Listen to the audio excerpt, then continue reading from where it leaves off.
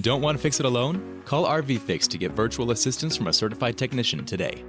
How you doing? Tony with RVFix. Today we're going to do a summarize on our 2026 GoPlay 25H.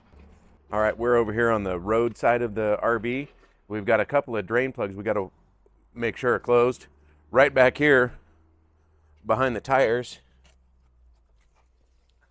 is our drain valve for our freshwater tank. So if it's to the right, it's open. As you can see, water will come out. We just want to make sure that's closed. Right here we have our gravity fill port. So if we wanted to fill our water from here, we could just take a hose, stick it in here, turn it on. When that tank is full, water just comes spilling out. And then right down here, we've got our low point drains. We just want to make sure both of these are closed. There's one right here and one right here. All right, today we're going to be using our pressure fill. So right here, we have a city water connection. It's got a sticker on it right here. We do have another fitting right here, and that is our tank flush. That's for flushing out the black tank. We're going to go over that in our customer orientation video. Right here, we've got this blue lever. We're filling the tank here, so you put that lever in the same position as the tank fill. Open the valve here, and that'll pressure fill the tank. And when it's full, it just spills out on the ground. Once we've got that filled up, we want to bring that lever back down to the city valve position, city water position, and then that'll allow us to turn the pump on and flush out the system. So let's go inside and get that going.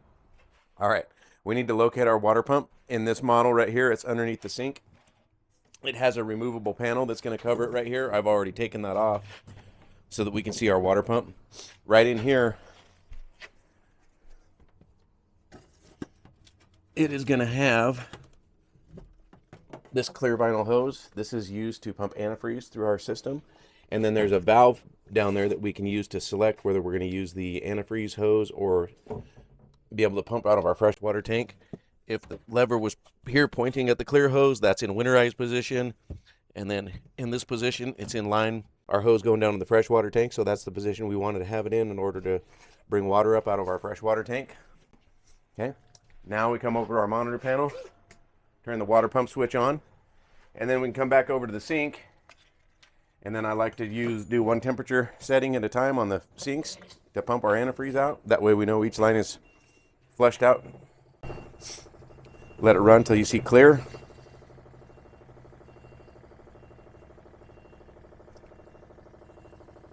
Okay.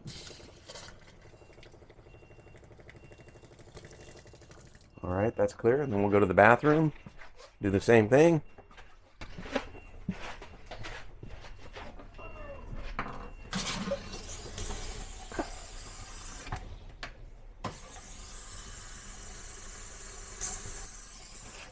Make sure you do the toilet.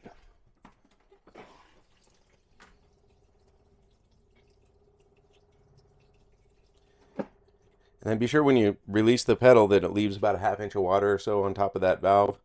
That odor barrier and keeps that valve lubricated, so that's a good thing. If it doesn't do that, if it just drains on through, then that's something we probably need to address. Get the shower.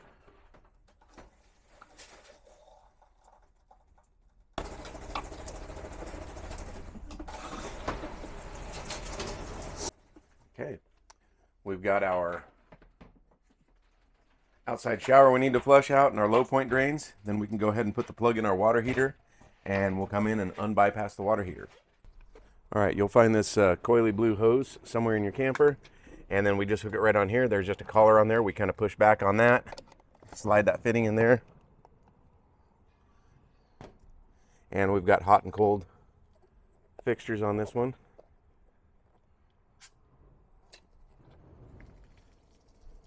Like to run those till they run clear.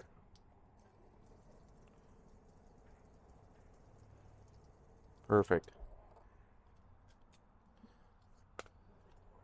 And then I do the same thing with the low point drains.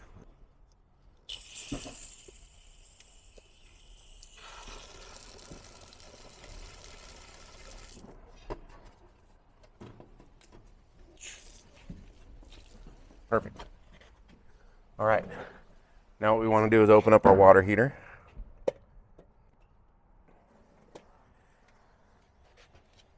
And we've got our drain plug here. It's loose from winterizing. So I just want to take it out and show it to you. So it's got an anode rod on it. Takes an 1 1/16" socket to fit that. So we're going to want to go ahead and put this in here. We're going to go ahead and tighten that up. We'll go inside and find the bypasses, unbypass it, make sure it fills up with water, and we'll be good to go. Okay, so our water heater is going to be located right underneath the refrigerator. So we've got a removable panel there. We'll just get our screw gun with a number 2 square drive tip on it. Pull these screws out.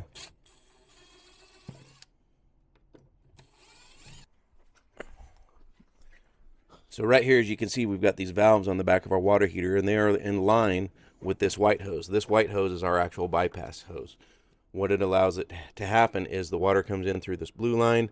If we have it in bypass, then the water or antifreeze will come up this and then fill the hot water lines, which is exactly what we want when we're winterizing. But obviously in summer, we want the water to go into the water heater. So we just rotate these valves to where the lever pointing at the back of the water heater. And that way the cold water goes into the water heater and the hot water comes out. Okay? So we wait for that water heater to fill up.